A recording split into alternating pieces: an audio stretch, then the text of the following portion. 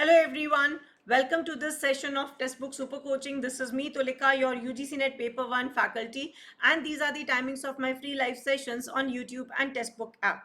Learners, don't forget to like, share and subscribe to our channel. अगर आप भी textbook super coaching platform पर नए हैं, UGC net set JRF PhD assistant professor की तैयारी कर रहे हैं, तो हमारे चैनल को जरूर से कर लीजिए subscribe so that you don't miss out on any important update. Learners, ये है मेरा टेलीग्राम ग्रुप। इस ग्रुप के माध्यम से हम आपके साथ सभी इंपॉर्टेंट अपडेट्स शेयर करते हैं। क्लासेस की लिंक, क्लासेस की टाइमिंग, पीडीएफ्स और भी बहुत सारी इंफॉर्मेशन प्रोवाइड की जाती है। So don't forget to join the Telegram group. So learners, mass communication हमारे कम्युनिकेशन यूनिट का एक ऐसा टॉपिक है जिसपे क्वेश्चन अधिकतर आते हैं, और अगर आपने ये आज का सेशन के क्वेश्चंस को सॉल्व कर लिया, उससे रिलेटेड कंसेप्ट्स को समझ के, तो आपके शॉर्ट 2 नंबर पक्के हैं। तो इस सेशन को अच्छे से देख के समझ लीजिए इस टॉपिक को, so that you can score good marks in this particular topic. So learners, let's have a quick look at the questions first. ये questions आपके previous years questions हैं जो पूछे जाते हैं। So you can see यहाँ पे जो दिया हुआ है types of communication में interpersonal, organizational, mass and social, और फ्रैगमेंटेड, एनोनिमस, डायडिक और आइडेंटिफाइबल। तो जैसा कि आप देख सकते हैं यहाँ एक तरफ टाइप्स ऑफ कम्युनिकेशन, एक तरफ किस तरह की ऑडियंस होगी, तो आपको यहाँ पे करना है कॉम्बिनेशन। अब इसके पीछे क्या हम लॉजिक लगाएंगे, let's have a quick look. The correct answer for this is 4। So interpersonal communication ज्यादातर 2 या 2 से अधिक लोगों के बीच में होता है, जिसको हम अंतर्व्यक्तित्व कहते हैं। ठीक है, तो युग्मक at least 2 people are needed. So dyadic, di जो टर्म है वो यूज किया जाता है at least presence of 2 people. Organisational communication अगर कहा जाएगा तो कोई भी अगर संगठनात्मक अगर संचार होता है तो वो आइडेंटिफाई कर सकते हैं आप, वो हिडन नहीं होता है, वो बहुत ही आइडेंटिफाइबल लाइंस पर किया जाता है। मास कम्युनिकेशन की एक बहुत बड़ी कैरेक्टरिस्टिक यहाँ निकल के आई, एनोनिमस। जब भी हम मास कम्युनिकेशन या मास मीडिया के माध्यम से कम्युनिकेशन की बात करते हैं तो हमारा जो ऑडियंस होता है वो एनोनिमस होता है, अज्ञात होता है। साथ ही साथ एक और टर्म यूज किया जाता है, हेट्रोजेनस। इस बार क्वेश्चन पूछा गया था कि क्या मास कम्युनिकेशन का ऑडियंस होमोजेनस होता है, तो एब्सोल्युटली नॉट। होमोजेनस मतलब सब एक जैसे, जबकि अगर हम मास कम्युनिकेशन की बात करें, एक न्यूज़पेपर की बात करें, तो उसे 10 साल का बच्चा भी पढ़ सकता है, उसे 50 साल का एक मैच्योर पर्सन भी पढ़ सकता है, राइट। सो मास कम्युनिकेशन में हमेशा हमारा ऑडियंस जो होता है वो अनोनिमस होता है और हेट्रोजेनस होता है। और नेक्स्ट ऑप्शन था सोशल। तो सोशल कम्युनिकेशन हमेशा टूट टूट के आता है, बहुत स्मूथ नहीं आता है, फ्रैगमेंटेड रहता है, क्योंकि कड़ी बनती रहती है, टूटती रहती है, राइट। तो हमारा जो ऑडियंस है, कोई किसी को कहीं पता चलेगा, कोई खबर कहीं मिलेगी, तो बहुत ही कनेक्टेड नहीं होता है, फ्रैगमेंटेड यानी कि विखंडित होता है। तो ये एक क्वेश्चन था लर्नर्स। नेक्स्ट अगर आप इस क्वेश्चन को देखें, इन अ 2 step flow of communication messages pass through, अगर हम 2 स्टेप में बात करें, संप्रेषण के द्विचरण प्रवाह की बात करें, तो हमारा जो संदेश है वो किस तरह से होके गुजरेगा। तो जैसा कि आप देख सकते हैं हमारे पास है 4 ऑप्शंस, और आपके जो आपको सिलेक्शन करना है इसमें आपको 2 ही ऑप्शंस को सिलेक्ट करना है, यानी 2 को एलिमिनेट करना है।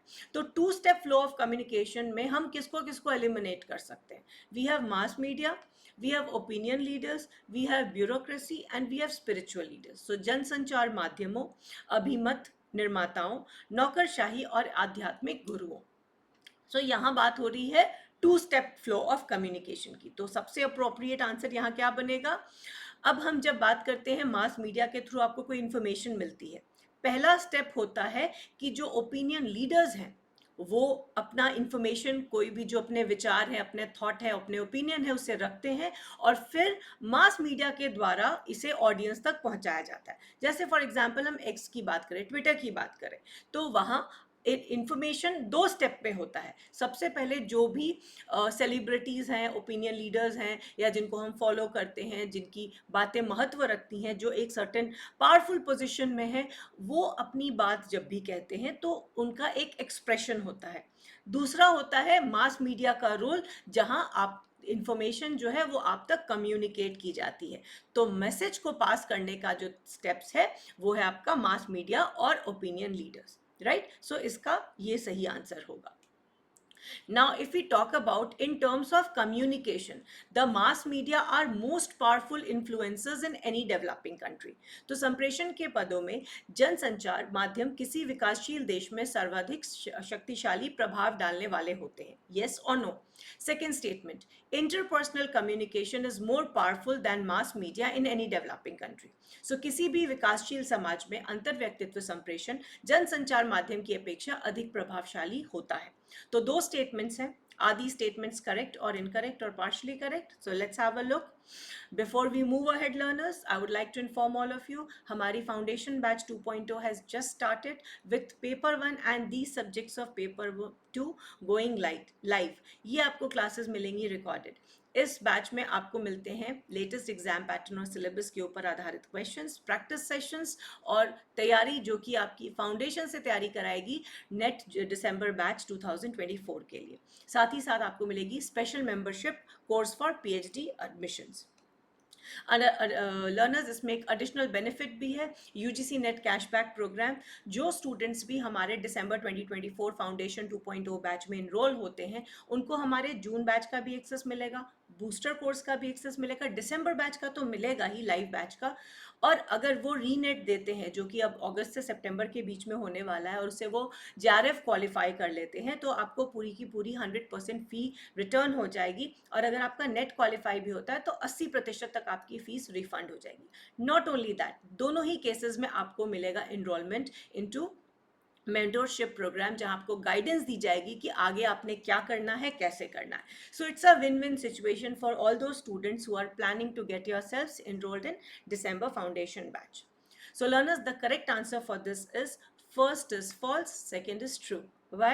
In terms of communication, mass media are most powerful influencers in any developing country, right? तो अगर हम बात करें communication के केस में तो mass media इन्फ्लुएंसर नहीं है, लोग इन्फ्लुएंसर होते हैं, राइट? और खास करके हम किसी भी कंटेक्स्ट में बात करें. और अगर इंटरपर्सनल कम्युनिकेशन की बात करें तो ये पावरफुल होता है मास मीडिया से किसी भी डेवलपिंग कंट्री. तो अगर आप इस क्वेश्चन को देखेंगे तो ऐसे ही एक दूसरे को वो निगेट कर रहा है तो दोनों आंसर सही नहीं हो सकते हैं. क्योंकि ये बात आपको समझनी है कि मास मीडिया जो है, मास मीडिया सिर्फ एक माध्यम है, ठीक है? मास मीडिया इन्फ्लुएंसर नहीं होता है. मास मीडिया इंफॉर्मेशन पहुंचाने का एक जरिया होता है, तरीका होता है. इसमें जो लोग होते हैं, जो ओपिनियन लीडर्स होते हैं, they are basically the powerful influencers in any developing country, right? So learners, this is your homework for the day.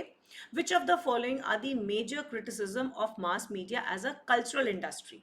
अगर हम बात करें कि mass media एक cultural industry है तो उस context में क्या क्या criticisms निकल के आएंगे, क्या क्या समालोचनाएं होंगी, आपको उन्हें आइडेंटिफाई करना है और इन ऑप्शंस में करना है आपने अपना चयन.